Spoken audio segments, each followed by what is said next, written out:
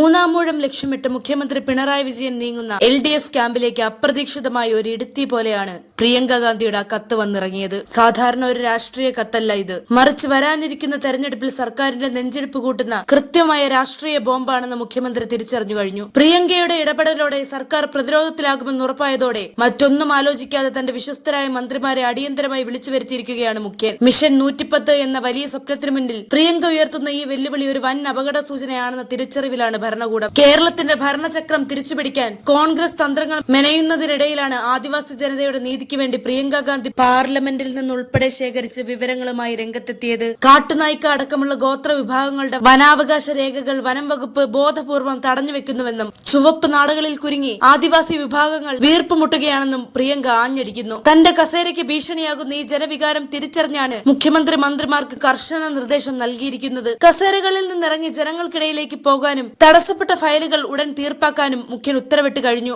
മന്ത്രിമാർ പണിയെടുക്കണമെന്ന് മുഖ്യമന്ത്രി പ്രഖ്യാപിക്കുമ്പോൾ ആ പണി ആദ്യം ചെയ്യേണ്ടത് പാവപ്പെട്ട ആദിവാസികളുടെ ഫയലുകളെ വരിഞ്ഞു മുറുക്കിയിരിക്കുന്ന ചുവപ്പ് നാടുകൾ അറുത്തുമാറ്റാനാണെന്ന് പ്രിയങ്കയുടെ പരിഹാസം സർക്കാരിനെ കുറച്ചൊന്നുമല്ല പ്രകോപിപ്പിച്ചിരിക്കുന്നത്. കേന്ദ്ര നിയമങ്ങൾ നിലനിൽക്കെ സംസ്ഥാനത്ത് അവ നടപ്പിലാക്കുന്നതിൽ വരുന്ന വീഴ്ചകൾ വരാനിരിക്കുന്ന തെരഞ്ഞെടുപ്പിൽ UDF വലിയ ആയുധമാക്കും. ഭരണകൂടം സൃഷ്ടിച്ച ഈ ഇരുമ്പ് മറകൾ തകർത്ത് നീതി നടപ്പാക്കാൻ പിണറായി വിജയന് കഴിയുമോ, അതോ പ്രിയങ്ക ഗാന്ധി എറിഞ്ഞ ഈ കത്ത് സർക്കാരിന്റെ പതനത്തിന് തുടക്കമാകുമോ എന്നാണ് കേരളം ഉറ്റുനോക്കുന്നത്. രാഷ്ട്രീയ കേരളം കണ്ട ഏറ്റവും വലിയ പോരാട്ടത്തിന്റെ തുടക്കമാവുകയാണ് ഈ കത്ത്.